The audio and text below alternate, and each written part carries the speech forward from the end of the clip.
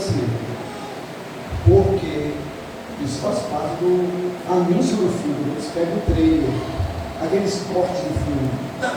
Ele não bota uma cenazinha lá, morgada, morrendo. Ele bota hoje, Jason, o homem da Serra Elétrica. Quem gosta disso, meu irmão? Vou assistir. Mas menino, tu vai acordar mais bem cedo para ir para a escola. Não, menino, mas dá para acordar, eu vou. É um meio. Às vezes, quem aqui não já ia tomar banho, já estava com a toalha na mão, passa assim na sala pela televisão, quando olha uma cena, já começou agora. Aí você para assim, e a mulher, vamos lá tomar banho, que a gente vai almoço de jantar. Não, peraí, só essa cena. Aí começa aquele filme. Aí você vai, com a toalha na mão, você vai se senta na ponta do sofá. O homem vai assistir, ele não tem como dar pausa, porque não é no streaming, não é no canal desse aí, Netflix. E aí, meu irmão, vem um filme todinho. Quando vem o comercial, você toma aquele banho miojo, de 3 minutos, para você não perder. Acontece ou não acontece isso? Isso é feito, irmãos, de forma proposital, para despertar no telespectador o quê? Despertar emocionalmente, despertar o interesse para assistir aquilo ali. Então, o pregador, a pessoa que vai pregar, ela já sabe que ela já chega na igreja com essa desvantagem, porque tem gente ali de todo jeito. Para eu colocar esse povo no mesmo nível, para ter interesse para o que eu vou dizer, ninguém tem obrigação de ouvir você não. Aí que você diga, não, mas eu estou com a palavra, e daí? Você está com a palavra de Deus, agora Deus vai tocar no coração dessa pessoa. Mas se você puder ser um instrumento inteligente, né, para usar os meios, né? Teve um pastor, nós não recomendo fazer isso, certo? Mas eu estou falando porque ele fez muito isso em Recife. Ele pegava e sabia para evangelizar o pastor certo. Eu consegui o primeiro ano de seminário. Ele pegava um chapéu, botava assim na praça, no chão. O pessoal passava e disse, eu vou provar para vocês que está viva. E ia juntando gente. Está viva, está viva. Vou mostrar agora, quer ver? Quando eu estava vendo muita gente, ele levantar o chapéu de uma Bíblia embaixo do chão. A palavra de Deus está viva, e ali, meu irmão, já dava uma quinta, não tinha bala que pegasse ele. Desse jeito. Só que eu não vou fazer isso todo domingo, porque todo mundo já sabe que ela está viva. Não basta. Então, a introdução, ela é importante para chamar a atenção dos ouvintes, para mostrar para eles que você não vai perder seu tempo hoje nesse culto. Você veio aqui para ouvir uma palavra de Deus. E Deus me deu essa palavra para eu dar para você. Então, quando você diz isso, você não precisa dizer, Deus me deu, se você não me ouvir, você vai para o inferno hoje. Você não precisa dizer isso, você precisa ameaçar. Você precisa só anunciar que hoje tem uma mensagem para aquela pessoa. Agora, como é que você vai começar? A introdução nos ajuda. Então, a introdução tem a finalidade psicológica de despertar um interesse. Aí você é um cara que não é crente, a mulher insistiu, é dia das mães, Dia Internacional da Mulher.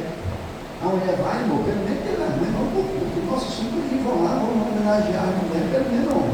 Tu não vai para o bar, tomar duas cachaças, vamos para a igreja hoje, é meu dia. Aí o cara vai. Ele já fica de olho no fantasma, quer ver os gols do fantasma.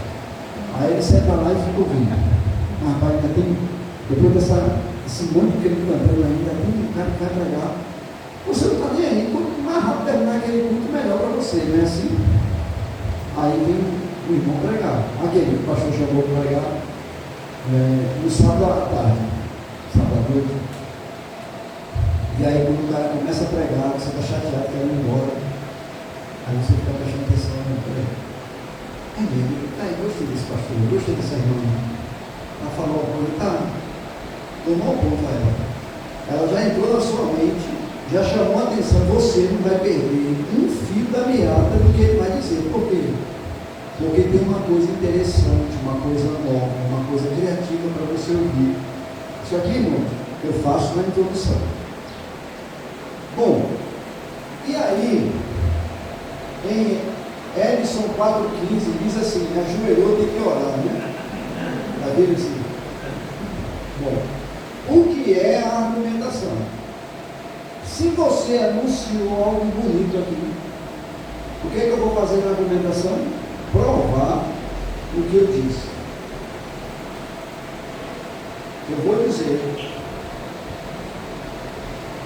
que o único que pode salvar a sua alma é o Senhor Jesus Cristo. Bom, isso eu anunciei aqui. O que é que eu vou fazer aqui na argumentação ou discussão? Eu vou criar argumentos que provem o que eu disse no começo, que só o Senhor Jesus pode salvar a sua alma. Eu disse aqui que a fé é importante para a vida cristã, que se você crer, você verá a glória de Deus. Foi o que o Senhor Jesus disse para Marta e para Maria, quando o irmão delas, amigo do Senhor, estava morto. Eu não disse que se você crer, você vai ver a glória de Deus? O que é que eu vou fazer na argumentação? Eu vou provar que se você tiver um tiquinho de fé, como disse o Senhor, o tamanho do grão de mostarda, coisas tremendas vão acontecer na sua vida. Depois que eu falei tudo isso, eu provei o que eu disse no começo, para depois não dizer, você não sair falando do pregador, que ele vendeu o gato por lebre, que ele anunciou uma coisa bonita, mas não provou, que tem um sermão também. Não tem a falsa propaganda, não falar da propaganda agora. Tem gente que anuncia uma coisa boa e não diz, não prova. Então, depois que eu provei, eu vou fazer uma aplicação, ou eu vou concluir. Eu vou dizer, assim como essas coisas que eu disse foram verdades para essas pessoas que creram, que exerceram fé e viram a glória de Deus, viram milagres, viram manifestações tremendas. Se você que está aqui nessa noite, meu irmão, você que não é crente, se você seguir os mesmos caminhos, os mesmos passos, você vai ver a glória de Deus. Pronto. Agora não é mais com você. Você deu o recado, entregou a mensagem, agora é com o ouvinte. Se ele vai ver a glória de Deus ou não, vai depender se ele vai colocar em prática ou não o que você ensinou. Então, basicamente, o sermão é isso. Tá certo, irmãos? Começo, meio e fim. Introdução, argumentação ou discussão e conclusão e aplicação. Mas, tecnicamente, o que é que a gente vê? Então, dentro da introdução, só aqui, você tem algumas coisas para fazer. Primeiro, você vai anunciar o texto.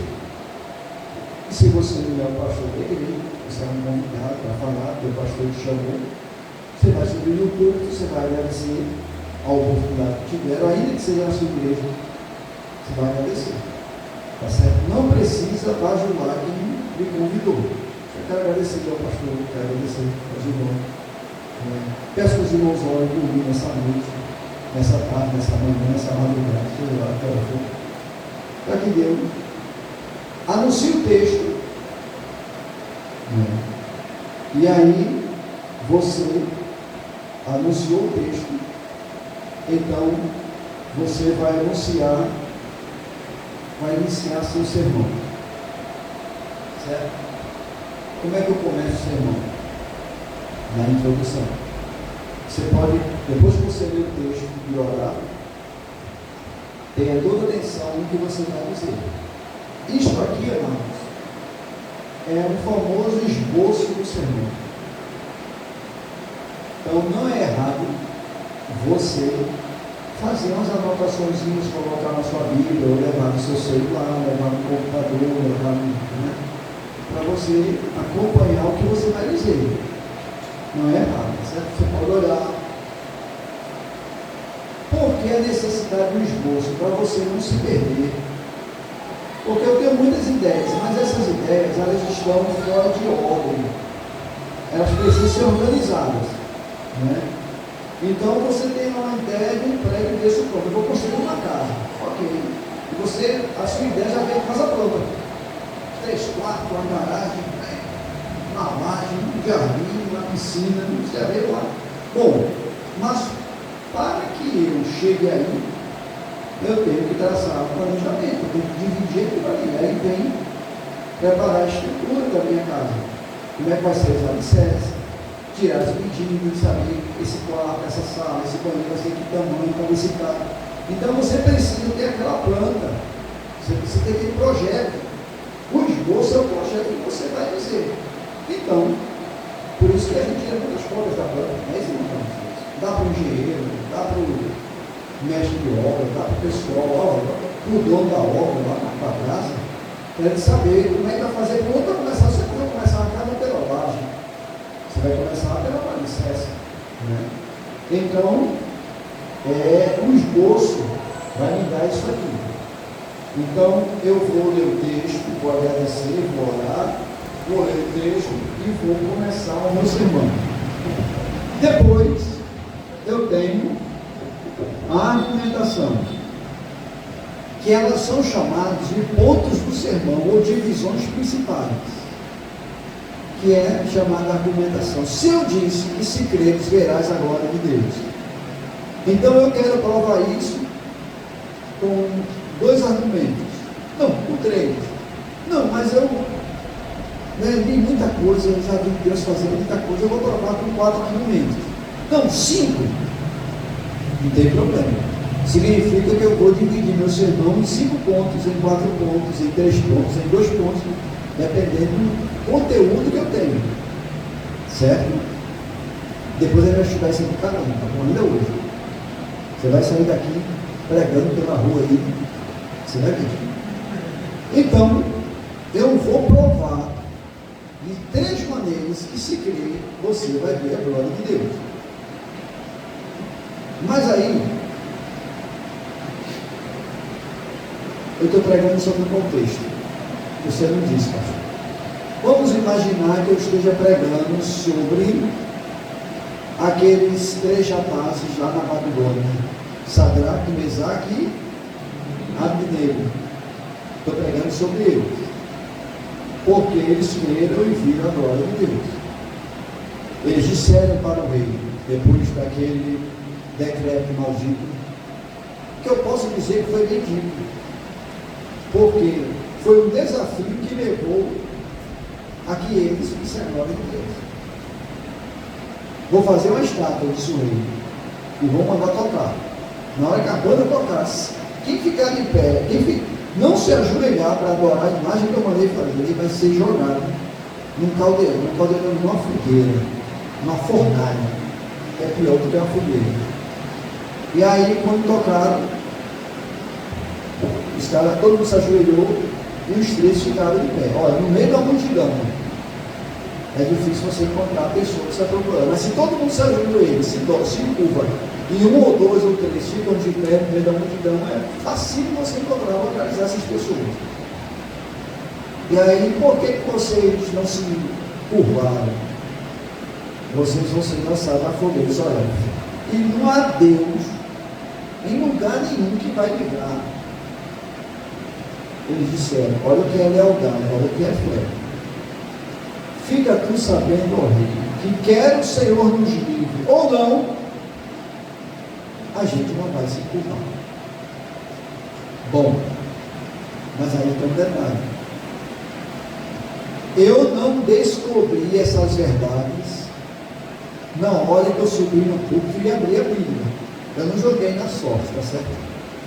Eu descobri essas verdades como estudando antes. Lembre-se que o pastor Cícero me convidou hoje. Hoje é sábado. Eu vou pregar sexta-feira que vem, da próxima semana, começa amanhã. Você vai pregar no sábado à tarde, e o irmão vai pregar à noite. Então você vai ter tempo para pensar no texto, definir o texto, escolher o texto que a gente vai ver agora. E aí, eu escolhi esse texto, já pensei em um monte de coisa.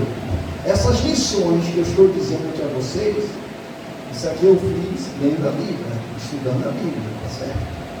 E aí, agora eu estou dividindo. Vou colocar aqui argumento. Primeiro, quem crê, verá a glória de Deus. Crer não é somente acreditar, é obedecer. Ora, isso é um argumento. Então, quem obedece a palavra de Deus, vê a glória do Senhor. Segundo, a gente não precisa ver para crer. Porque eles não sabiam se Deus ia livrá-los.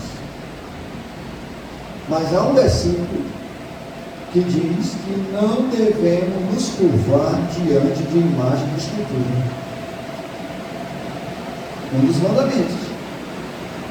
Não terá outros deuses diante de mim, não farás para ti nenhuma escultura, nenhuma passarinha, que está no céu, nem embaixo na terra, nem as águas embaixo na terra, não te curvarás a ela, nem a servirás. Aqueles 3 rapazes sabiam disso. Então eles obedeceram.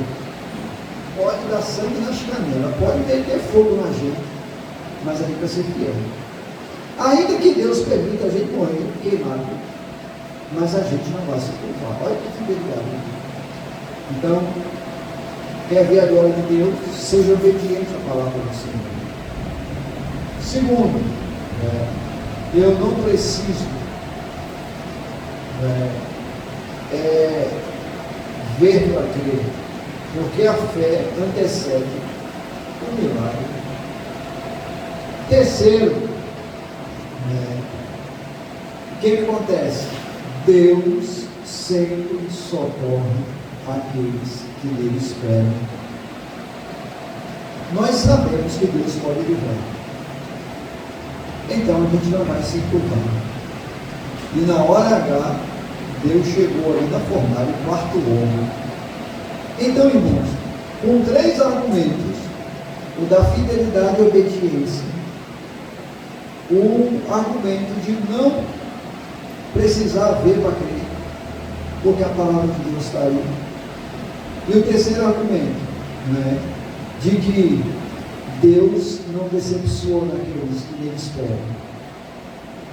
Com esses 3 argumentos, eu discuti a minha frase, a minha tese aqui, de que quem crê, vê a glória de Deus.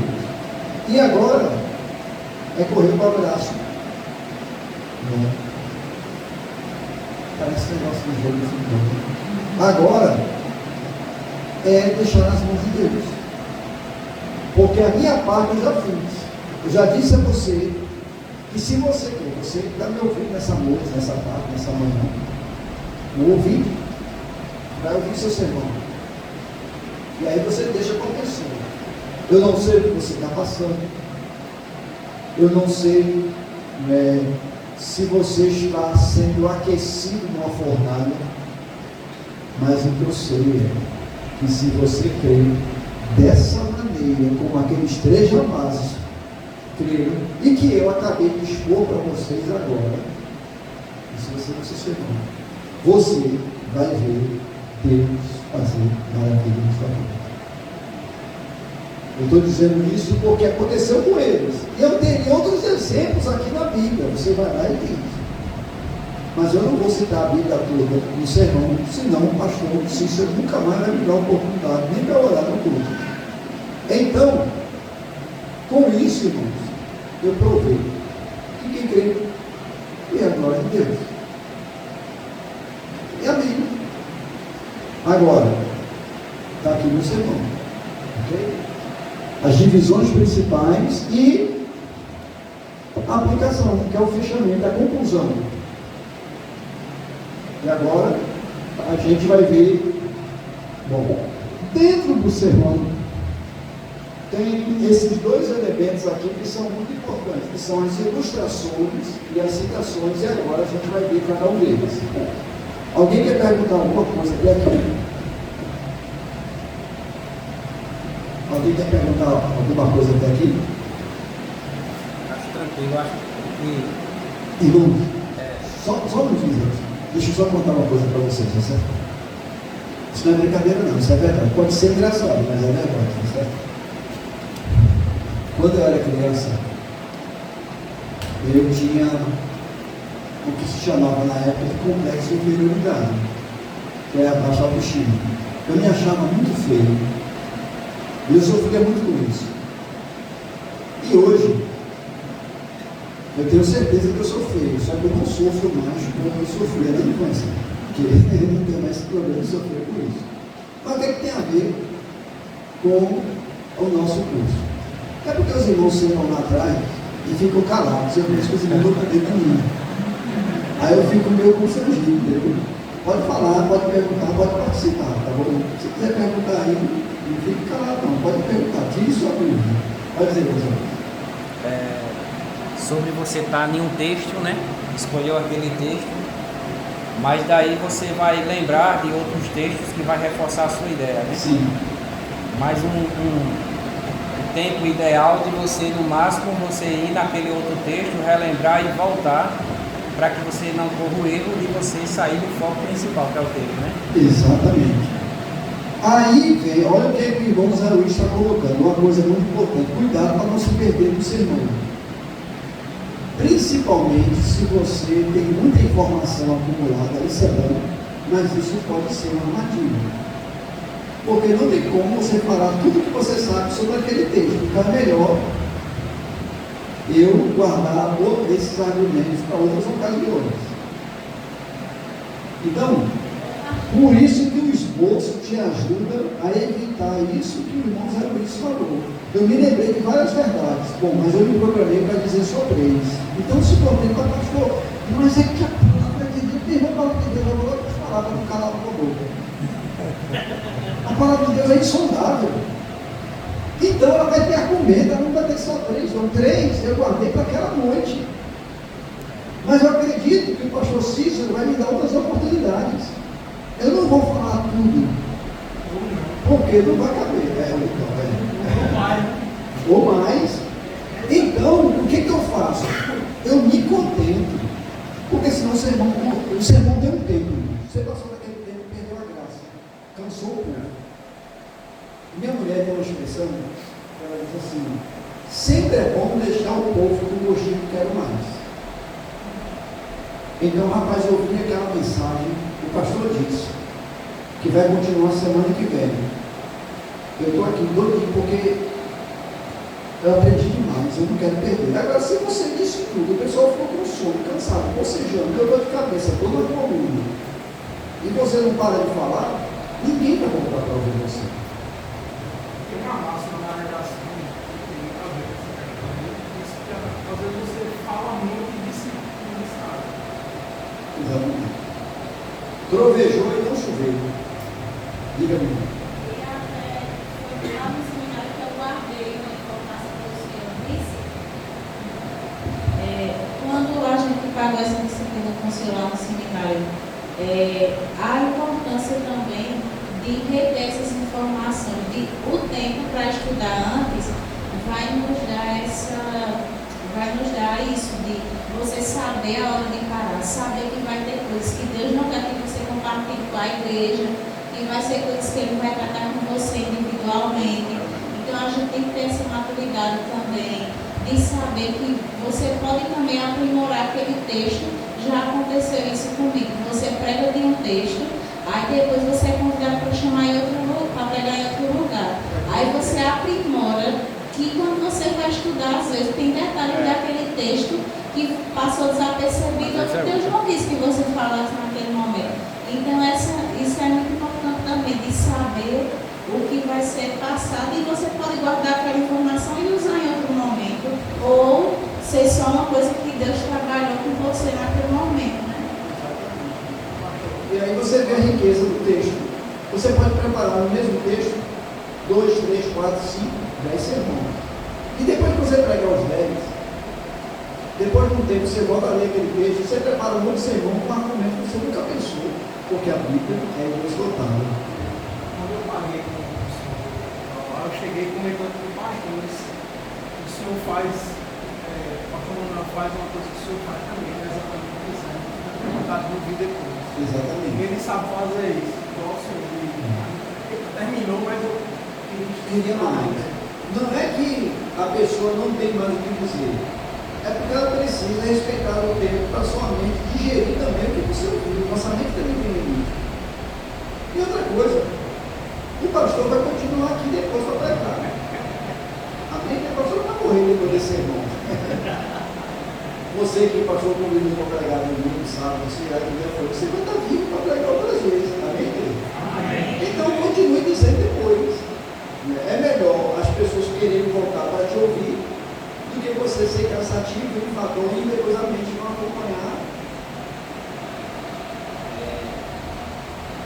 Como o senhor colocou aí, né,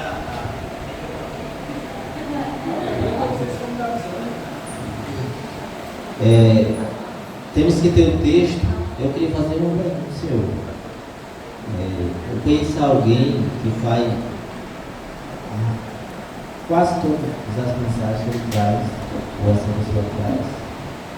Ela lê um texto, aí começa a falar naquele texto, aí diz: o texto que eu vou pregar não é esse, o texto que eu vou pregar é outro. Aí eu fico pensando, sabe quando a gente vê uma estrutura dessa? E o pior é que leva meia hora até na introdução do texto. Me deu uma explicação disso para você. Isso aí, irmão, é falta de organização. Eu gosto de dar um exemplo, né?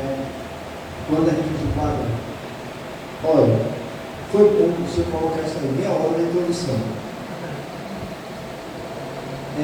Um sermão, ele tem um tempo para cada parte.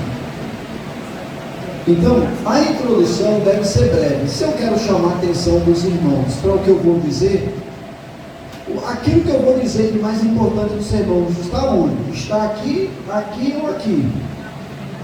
Está na argumentação, não é verdade? É aqui que eu vou convencer os irmãos, é aqui que eu vou alimentar os irmãos. Então, eu não posso me demorar aqui. Aqui é para chamar a atenção. Aqui é como se eu estivesse com a comida no fogo, o temperinho, tá? Você está na sala aí, cara. Cachorro, né? A esposa hoje, caprichado no almoço aí, ainda bem que me convidaram. Você está sendo cativado aqui. Então o importante é aqui. Mas aí, às vezes eu gosto de fazer um desenho, né? Eu faço um aqui, bota a cabeça bem grande, o corpo pequenininho e as pernas menor ainda. O que é isso aqui? É uma anomalia. A introdução não pode ser um cabeção, né? Então você olha para a pessoa, você pode ver que há uma proporcionalidade nela. A cabeça não é maior que o tronco, né? Então existe. Então imagine uma pessoa com os pés, as pernas do tamanho do coqueiro, a cabecinha do tamanho de um coquinho de catolé e os braços, não pode. Essa é uma anomalia. Então existe uma proporcionalidade. O sermão tem isso. A introdução diz, né, algumas pessoas que se o sermão tem 40 minutos, então é em torno de 10%, 5 a 10% do tempo do sermão. Então, se o meu sermão tem 40 minutos, vamos botar aí 10%, minha introdução tem 4. Eu fico com 36 minutos para pregar e para concluir. Vou colocar mais 5 ou 10 para concluir. Então, 10%, mais 4 minutos, sobraram 32 minutos. Então, a introdução não ficou longa, a conclusão não ficou enfadonha, e eu vou ter material para trabalhar minhas divisões principais, para eu provar que se você crer, você vai ver a glória de Deus. Vou provar outro argumento. Por isso que a gente faz isso aqui. É popularmente chamado de esqueleto do sermão, que a gente chama de esboço. Mas, tecnicamente, uma palavra mais bonita, isso aqui é a estrutura do sermão. Vou dar um exemplo, que eu sempre gosto de dar. Então você está vendo esse prédio aqui. Tem essa laje, né, tem as paredes, já tem as janelas aí. Mas isso não caiu de paraquedas como caiu. Primeiro teve a fundação, os alicerces, aí vem as colunas e as vigas. E aí começa a levantar as paredes. Se você chega num prédio, né, começa com a estrutura, não é isso, irmão? Vai lá, faz a fundação, dependendo do tamanho do prédio, da altura do prédio, você se aprofunda mais. Se você quer pregar um sermão, então você tem que estudar mais, tem que ter mais base, mais fundação. Porque se você fizer uma fundação rasa e levantar as paredes muito pesadas, o prédio vai desabar, o terreno não vai aguentar, não é isso? Se eu estiver errado, pode corrigir. E aí você prepara uma estrutura de acordo com o tamanho, porque tem um cálculo. Por isso que tem dinheiro para política. Quem vai lá, você desenha para, eu quero minha casa bonita esse mês. Ó, essa casa aqui eu sei que vai gastar mais porque essa casa é muito alta. Tem muita coisa que você vai botar, 3 andares, 4 andares, 5 andares, a casa é edifício, né? E toda construção deixa de ser edifício. Mas aí, você tem que preparar uma estrutura, uma base para sustentar isso aí. Entendeu? Você faz chamado esqueleto. Levanta as colunas lá, aí bota a laje. Aí começa a ver. Aí você passa por fora, você vai ficar na casa bonita, você vê aquela coisa. Porque tem coisa que obra que é feia. Porque você não está na mente do engenheiro, não está na mente do arquiteto. Para ele já está vendo tudo pronto, mas para ficar aquela casa bonita, aquele prédio lindo, tem que ter uma estrutura de suporte. Aí começa por onde? Pela estrutura. Aí você passa um monte de ferro, um monte de coluna, de ferros.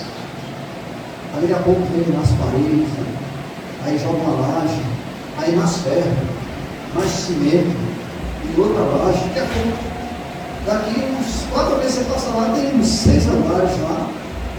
Aí está todo fechado, aí começa o acabamento, aí vem a iluminação, vem o vídeo, vem os detalhes. Que negócio bonito. É o sermão. Para aquele sermão chegar àquele ponto, não é? De você dar um glória, querer marchar na igreja, não é? Teve toda uma estrutura. Não foi assim. Então, e essa estrutura é isso aqui, o famoso esboço, ou o famoso esqueleto do sermão. Por que esqueleto? Porque precisa da carne, precisa dos nervos, das cartilagens, dos músculos. Né? O esqueleto não fica em pé. Não fica. Aqueles esqueletos lá de museu, aquilo ali é colado. Porque só tem uma coisa para fazer o esqueleto ficar em pé. Tem vida. E aí você tem aquilo. Carne, músculo, os tendões, os nervos. Se reveste. Se você encontrar com um esqueleto ali na rua, você vai correr. Mas encontra a pessoa. É por isso que o Senhor mostrou a Ezequiel vários ossos. Estava só esqueleto. Mas quando o Espírito soprou e botou carne nele, aí sim, se levantou um poderoso exército. O sermão, isso aqui é só o esqueleto, que vai servir para mim, para eu montar, como disse a nossa irmã. Para eu não me perder. Né? E se eu seguir à risca o meu esboço, eu vou pregar, vou começar no texto, vou continuar no texto, vou terminar o texto. Aí eu evito aquilo que nosso irmão José Luiz falou. Eu não vou me perder, porque a Bíblia é muito rica. E eu tenho cuidado para não me perder nessa riqueza. Porque você falou outra coisa e não terminou o que você começou. As pessoas, mas pastor, você não falou, meu irmão, porque esse estava muito cheio e tal. Pode até estar cheio, mas também faltou um pouco de organização. Porque esse cheio, ele precisa ter ordem, precisa ter organização. E aí, a gente vai fazer o intervalo agora? É hora? Um cafezinho lá. Cafezinho, está meio chato já a aula, então, para voltar o esqueleto aqui. Mas tem uma coisa que eu disse ontem, o senhor estava aqui, o senhor mesmo está me olhando aí. É, o senhor mesmo. Como é o nome do amado? Ronaldo, meu irmão, chamado Ronaldo. Por sinal, gente boa demais. Irmão Ronaldo, ontem eu disse, você estava aqui ontem, estava aqui. Então foi quem? Pela fé, tá. Você saiu. Que batida de pilha. Quem estava aqui ontem? Você, querido. Você estava aqui ontem. Não é possível que eu errar. Eu dei um exemplo ontem que cai bem com isso que o irmão Zé Luiz falou e que ela falou. Sobre um sermão. Quando a gente está preparando o sermão. Lembra que exemplo eu dei?